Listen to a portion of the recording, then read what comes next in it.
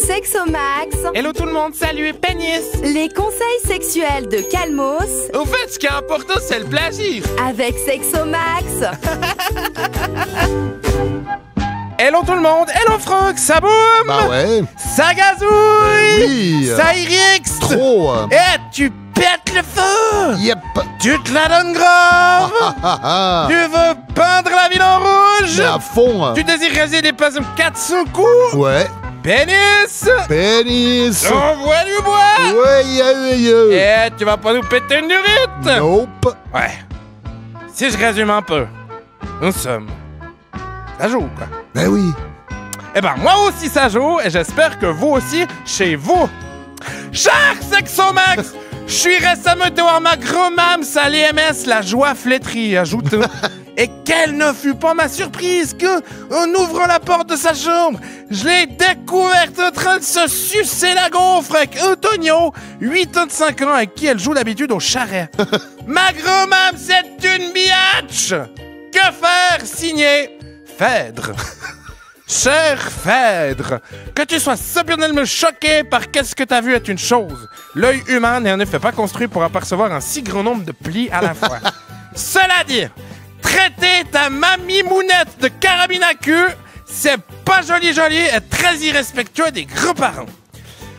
Pour te faire comprendre ton erreur, il te faut à présent être éduqué sur sa sexualité chez les papy-mams. Alors, la sexualité chez les papy-mams, c'est notre thème du jour avec Sexomax. Franck, la pinoche, ça s'arrête pas quand on est vieux. Tant qu'on n'a pas cassé sa pipe, on a toujours le droit d'en tirer. Et y a pas que de la tisane bonne nuit qu'on a simplement envie de tremper sa biscotte. Maintenant, c'est pas parce que c'est un peu moins esthétique que de voir la Kim Kardashian faire glouglou dans un manche à gigot que ça mérite pas moins du respect pour nos aïeuls et leur sexure. On vous demande pas d'être des millions à les suivre sur Instacure, juste un minimum de considération à propos de que vieillir, c'est pas facile et c'est tant mieux si on peut encore s'amuser. Ben non, c'est pas facile. Mais est-ce que c'est courant quand même, ce genre de scène qu'a vécu Phèdre avec sa grand-mams? Alors, tomber droit sur une granier en train de lancer un 1080 de Montezuma sur le braquemar d'un vieil argentin, à moins de taper des mots-clés très précis sur des sites très spécialisés ou par exemple d'être Phèdre, c'est assez rare. En revanche, de que ça se passe tous les jours sans qu'on voit, ça, tu peux y aller en métro. Demande au personnel de l'EMS. Il n'y a pas que les couches qui doivent gérer, il y a aussi les découches. Tous les jours des intrigues, tous les jours des mains baladeuses, tous les jours des viens écouter du Michel Fugain dans ma chambre. Ah non, si la série Premier Baiser c'était appelé par exemple Dernier Baiser, je peux vous dire qu'il y aurait eu plus d'action avec Huguette et Lucien contre Justine et Jérôme. Ça va aller, Franck? Ben oui, ça va. Mais donc c'est comme ça chez tous les papy-mams, ça. Et non, Franck, malheureusement, la vision qu'on a d'eux contamine beaucoup de papy-mams et aiment se mettre à penser que le microdata de leur asperge ou de leur millefeuille est dépensé. Sans compter qu'avec l'âge, on a tendance à devenir mou du choubling ou sèche de la cramouille et que ça aide pas à décomplexer par rapport à la bouillave. C'est pour ça qu'il faut impérativement pas se moquer d'eux et les pousser à se faire plaisir.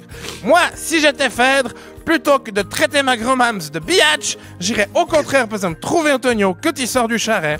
Je le regarderais droit dans ses beaux yeux sud-américains et j'y dirais « Antonio, vous rendez ma mamie heureuse et pour ça, moustache gracias ».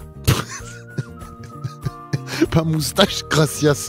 Aussi à toi, mon petit sexo. Encore une belle leçon de vie grâce à toi. Et vous savez, Franck, qui est Oui. par exemple une vie après la mort, on n'en sait rien. De quoi on est sûr, par contre, c'est qu'une vie avant la mort. Alors si on peut la vivre pleinement jusqu'au bout, on serait bête de se priver.